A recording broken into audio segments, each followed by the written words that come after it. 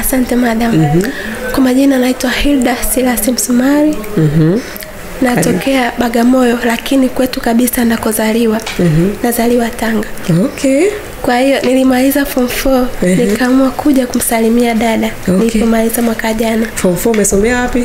Tanga huko. Okay. Nikaamua kuhamia Dar. Ukahamia Dar? Ndio. Okay. Kwa hiyo ulihamia Dar kwa nani sasa? Kwa dada. Kwa dada yako. Anakaa Dar sehemu gani?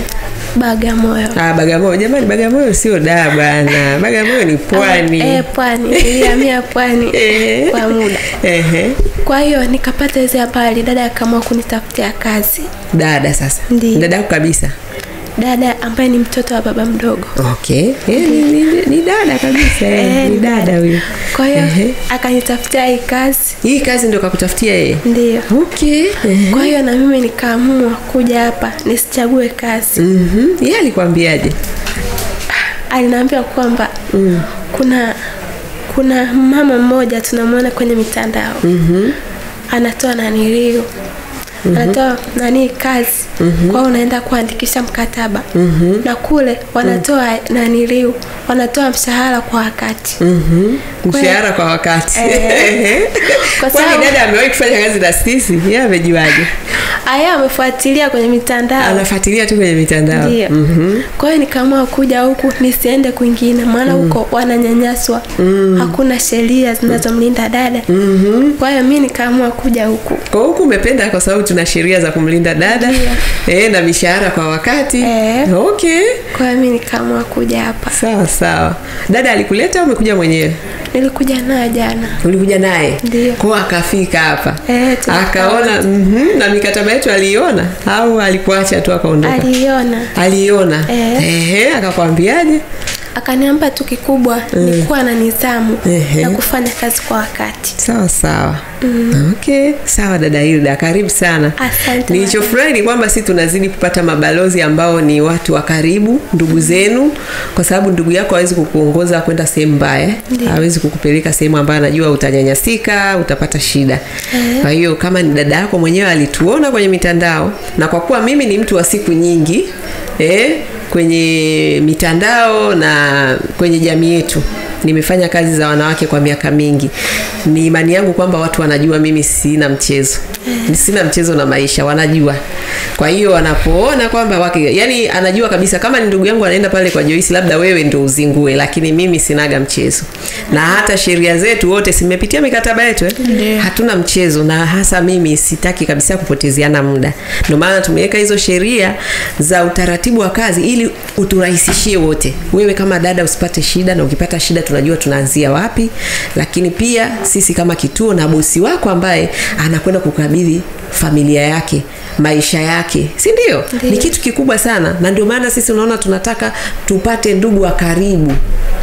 Yaani hatukubebi tu, hatuchukui tu dada yeyote. Yaani ili uingie kwenye kituo chetu kuna mchujo mkali sana. Si ndio? Si nyewe wenyewe mnajua. Umekuja hapa hauna utambulisho wa kueleweka, hauwezi kuingia kwenye hichi kituo. Lazima uwe na utambulisho maalum. Kwa nini? Kwa sababu tunajua hii kazi ni kazi ya Mungu, ni kazi ya kwenda kuhudumia familia za watu, roho za watu. Watoto, familia. Sio kazi jambo dogo. Mimi nashangaa watu wanadharau tu hii kazi ya ndani, labda kwa sababu mishahara yake haijawa mikubwa sana. Watakapoanza kulipa wadada wa kazi milioni kwenda juu, ndio hapo ataacha kuidharau. Unafikiri? Ni kazi ngumu, ni kazi ambayo ni nyeti. Kwa sababu hata rais anaanzia kwenye familia. Rais wetu tulionaye siku moja alikuwa ni mtoto, si ndio?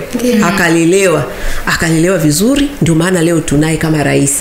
Sasa lazima hao watoto tulionao tunapokwenda kuwalea, sisi kama wadada tujue tuna jukumu kubwa sana. Tusipowalea vizuri hao watoto tutakuwa na taifa baya, hatutakuwa na viongozi, si ndio? Ndivyo sisi tunavyochukulia, na ndio maana tunawacoach, tunawafundisha hivyo vitu.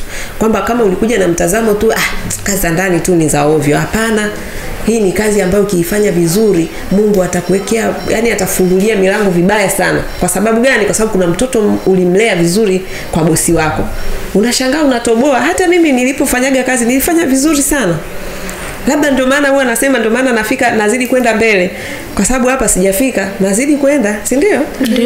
Kwa nini? Kwa sababu nilifanya kazi yangu vizuri, na kila kazi ninayofanya, mimi sifanyaji kazi kwa mkono mlegevu. Kila ninayoshika, kazi moja wapo ni hii. Kwani si ningekuwa tu nimelala? Saa hizi niko zangu huko baharini, napunga upepo. Kwa nini nimekaa hapa na nyie? Kwa nini naongea na nyinyi vitu vya kuwajenga?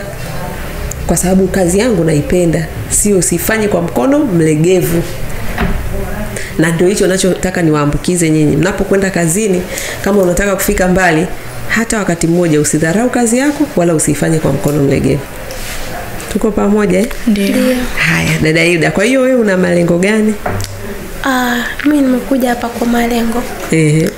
Malengo yangu mimi, kwanza nataka niendelee na shule. Shule? Ndio. Umeishia wapi? Nimeishia form 4, ndo majibu yametoka mwaka jana. Mwaka huu. Mwaka huu? Ndio. Ehe. Kwa hiyo unataka kuendeleaje? Nataka kuendelea na masomo. Usome nini? Niendelee na form 5. Form 5 na 6. Na baadaye uende chuo. Ndio. Baadaye unataka kuja kuwa nani? Kwa mwalimu. Unapenda ualimu? Ndio. Okay, walimu wa watoto wadogo au walimu wa sekondari au wa sekondari? Wa sekondari. Ndio. Okay. Haya, sisi tunakutakia kila laheri. Amina. Kila kitu kinawezekana. Ndio. Hata mimi nilishia darasa la 7 wakati naanza kazi za ndani. Lakini sasa hivi ndio najiendeleza. Kwa sasa nasoma vitu vingi, lakini kwa sababu kazi yangu ni ya kuelimisha na kuwafundisha wanawake na wasichana namna ya kufika kwenye malengo. Kwa hiyo vitu ninavyovisoma ni vitu vinavyoweza kunisaidia katika kuwaongoza. Kwa hiyo nasoma maarifa ya kumjua Mungu, nasoma theology. Nafikiri inasomewaga sana na wachungaji, lakini mimi sina mpango wa kuanzisha kanisa. Ila naamini kanisa langu ni Wadada Center. Ndio maana mnanisikia sana na nahusisha sana mafundisho yangu na neno la Mungu, kwa sababu hadi nimesomea kabisa ili niweze kuwapa mwongozo vizuri wa namna ya kufika kwenye malengo yenu kwa usalama. Hiyo ninachotaka kusema ni kwamba shule unaweza kusoma wakati wote. Ukiishia ulipoishia, wewe usijali. Chukua hicho kilichopo, kwa sababu hicho kilichopo ndio kitakupeleka kwenye hatua nyingine na baadaye utafika unakokwenda. Mimi niliishia la 7, nikaanza kazi za ndani. Katika kuendelea nimefika nilipofika, nikaona sasa naweza kurudi shule. Na kwa sababu naweza kurudi shule, siendi kusoma tu kama wanavyosomaga mtu ajue anataka kuwa nani, yani anasoma tu ili mradi anamaliza shule anasema hamna ajira. Mimi ninasoma vitu gani, watu wana matatizo gani, na mimi nawezaje kuwa part ya solution. Sisi tunaelewana. Kwa hiyo wewe kama tayari unataka kuwa mwalimu, nina uhakika kabisa unaweza kutimiza ndoto zako. Cha muhimu siku zote uwe mwaminifu katika kazi zote unazozifanya. Si ndio? Haya Hilda, karibu sana. Asante. Yeah.